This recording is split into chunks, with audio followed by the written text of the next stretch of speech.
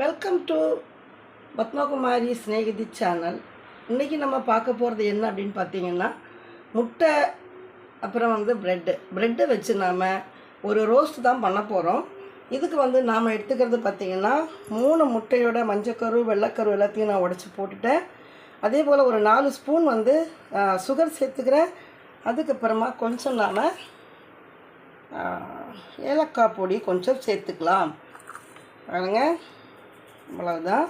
இதை இப்போ நல்லா நாம் இதை வச்சு நல்லா கலக்கி விட்டுக்கலாம். சூப்பராக கலக்கி எடுத்துப்போம்.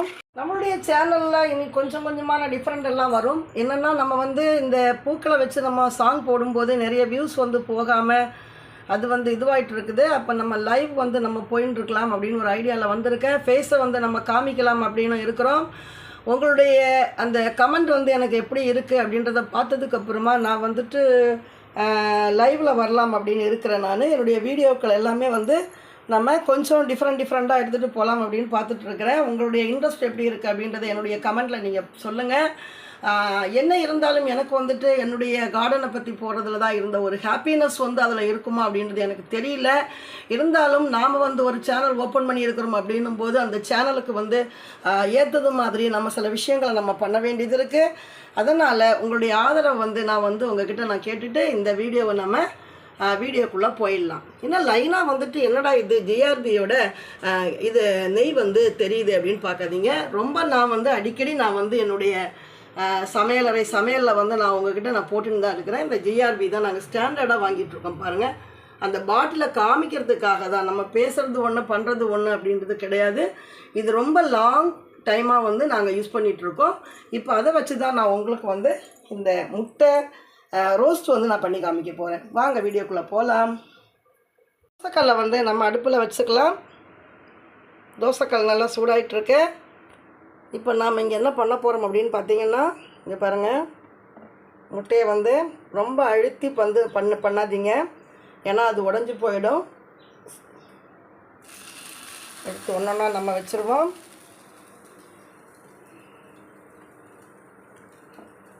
பாருங்கள், இந்த ப்ரெட்டை எடுத்து லைட்டாக அதில் நம்ம முக்கிக்கலாம்.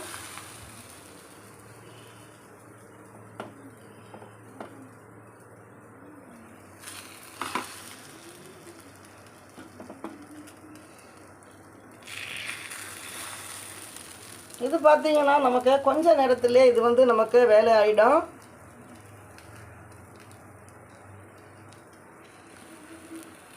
உடனே வேகமாக நம்ம இதை எடுத்துடணும். ரொம்ப நேரம் நமக்கு டைம் இதுக்கு தேவைப்படாது.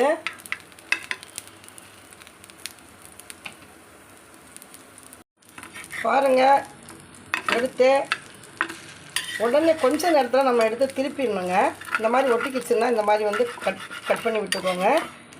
விட்டுட்டு நம்ம வீடியோக்கள் பார்த்திங்கன்னா நிறைய பேச்சுலர்ஸ் நான் திருப்பி சொல்கிறேன். பேச்சுலர்ஸ் நிறைய பேர் வெளியூர்லேருந்து தங்கி படிக்கிறாங்க, வேலை செய்கிறாங்க.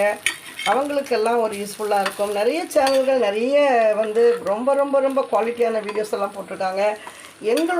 என்னால் என்னென்ன வீடியோஸ் ஓரளவுக்கு என்னால் கொடுக்க முடியுமோ அதான் நான் உங்களுக்கு கொடுத்துட்ருக்கேன். வரக்கூடிய காலங்களில் நல்ல தரமான வீடியோக்களை நான் கொடுக்கறதுக்கு ட்ரை பண்ணுறேன்.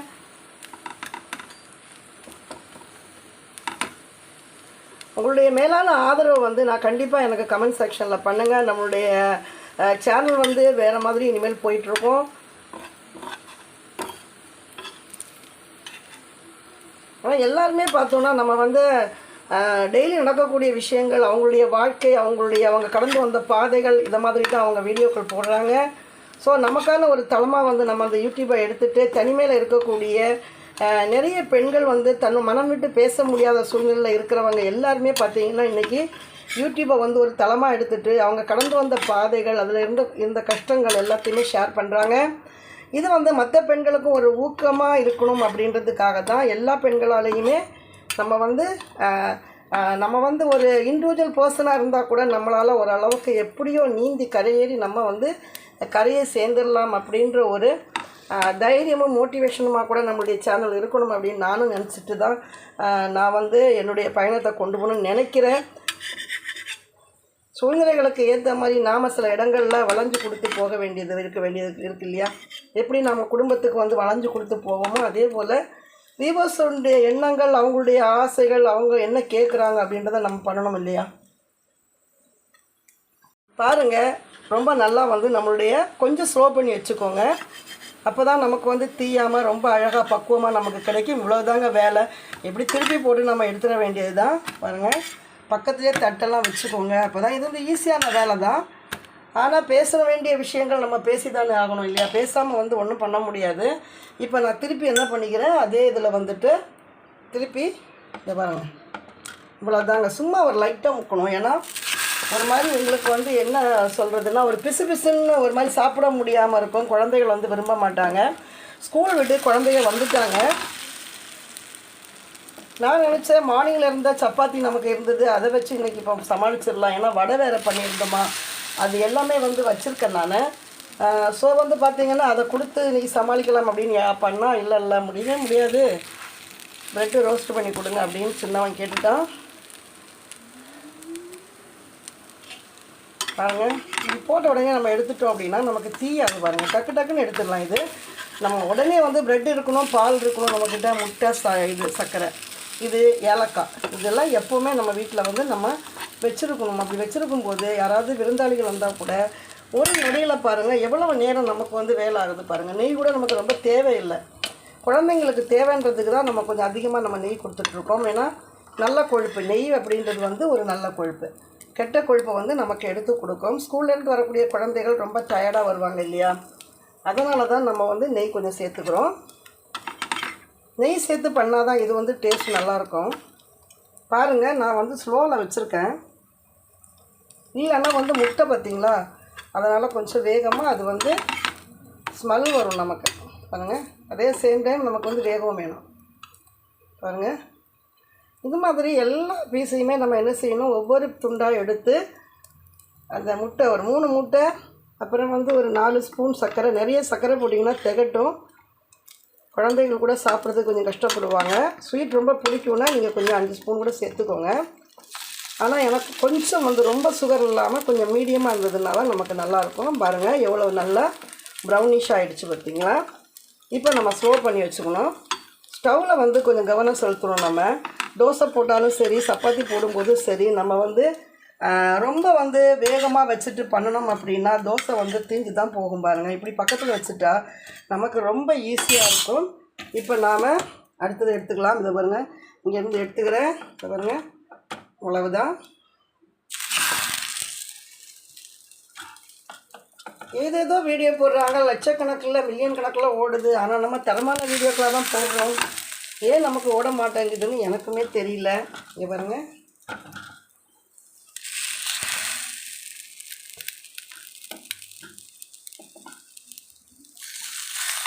சமையல் வந்து ஜாலில் கில்லாடி சமையல்காரங்க நிறைய பேர் இருக்கிறாங்க. நான் பார்க்குறேன், ரொம்ப திறமையானவங்க, நிறைய டேலண்ட் வச்சுருக்காங்க, நல்லா அழகழகாக பண்ணுறாங்க.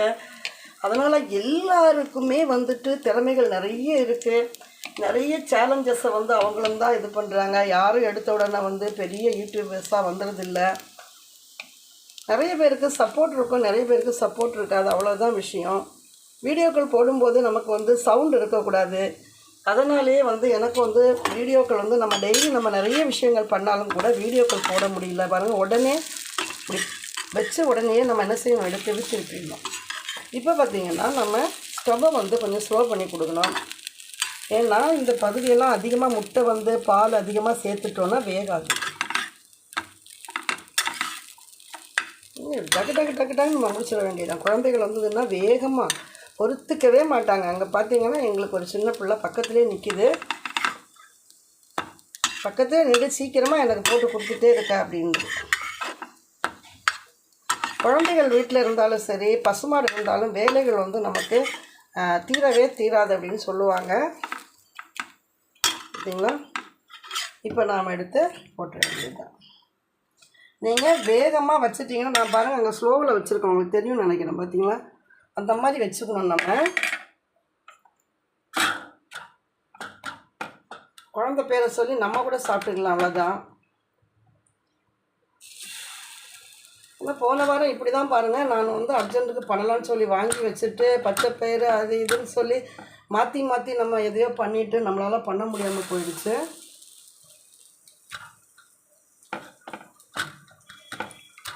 இப்படி தான் எல்லா பீஸையும் நம்ம ஒன்றா போட்டு எல்லாத்தையும் நாம் எடுத்துக்க போகிறோம்.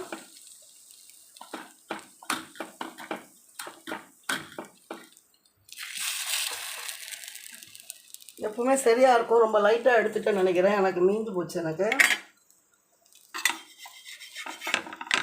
போட்ட உடனே நம்ம லைட்டாக திருப்பி விட்டுருணும். அதுக்கப்புறமா நம்ம திருப்பி போட்டு கொடுத்துக்கலாம். பாருங்கள், தீஞ்சிடக்கூடாது. அதுக்கு தான் இப்படி போட்ட உடனேயே முட்டை நம்ம போடுறதுனால டக்குன்னு வந்து நமக்கு தீஞ்சு போயிடும். ஸ்மெல் வந்துச்சுன்னா சாப்பிட கஷ்டமாக இருக்கும். வேறு ஏதாவது இருந்தால் கூட நம்ம சாப்பிட்றலாம். முட்டை வந்து சேர்த்து பண்ணும்போது நம்ம ரொம்ப கவனமாக ஜாக்கிரதையாக பண்ணணும். என்னடா ரொம்ப ஈஸியான ரெசிபி தானே அப்படின்னு நினைக்காதீங்க. எந்த ஒரு ரெசிபியாக இருந்தாலும் நம்ம பக்குவமாக பண்ணால் தான் தோசையாக இருந்தாலும் சப்பாத்தியாக இருந்தாலும் பண்ண முடியும், சாப்பிட முடியும். பார்த்தீங்களா?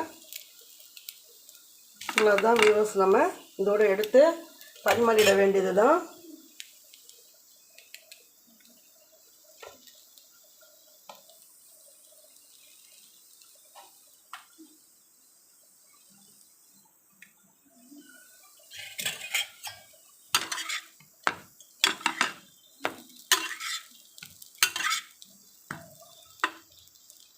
எனக்கு இந்த கரண்டி வந்து ரொம்ப வருஷமாக நான் வச்சுருக்கேன். எனக்கு ரொம்ப பிடிக்கும்.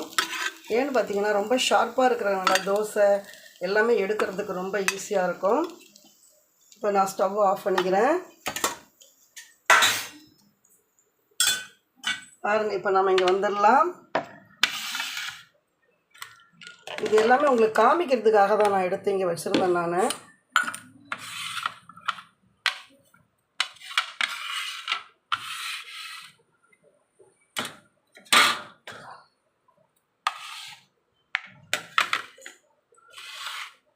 பார்த்தீங்கன்னா நம்மளுடைய முட்டை ரோஸ்ட் வந்து ரெடி ஆகிடுச்சு.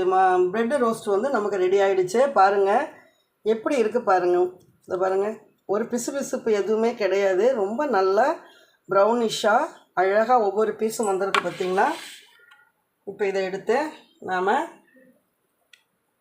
குழந்தைகளுக்கு கொடுத்துட வேண்டியது தான். இங்கே ஒருத்தன் வந்து ரெடியாக இருக்கிறான் பாருங்கள் எடுத்துகிட்டு போகிறதுக்கு. வாங்கம்மா. எங்களுடைய டெய்லி லைஃப் ஸ்டைல் பார்த்திங்கன்னா இது தான். வாங்கிட்டு போயிட்டான். இந்த மாதிரி தான் நாம் வந்துட்டு வேகமாக பண்ணக்கூடிய நிறைய ரெசிபீஸ் வந்து நம்ம தெரிஞ்சு வச்சுட்டோம் அப்படின்னா குழந்தைகளை வந்து ஈஸியாக நம்ம அவங்கள வந்து ஹாப்பியாக வச்சுக்கலாம். பார்த்திங்களா? உங்களுக்கு ஏதாவது பிசு தெரியுதா? எப்படி இருக்குது பார்த்திங்களா? ரொம்ப சாஃப்டாக ரொம்ப நல்லா இருக்கு இல்லையா? ஸ்வீட்டெல்லாம் கூட நல்லா கரெக்டாக சூப்பராக இருக்குது. இந்த வீடியோ பிடிச்சிருந்தால் சப்ஸ்கிரைப் பண்ணுங்கள், கமெண்ட் பண்ணுங்கள், லைக் பண்ணுங்கள், ஷேர் பண்ணுங்கள். மீண்டும் ஒரு வீடியோவோடு உங்களை வந்து சந்திக்கும் வரை உங்களிடமிருந்து விடைபெறுவது ஸ்நேகிதி. தேங்க்யூ.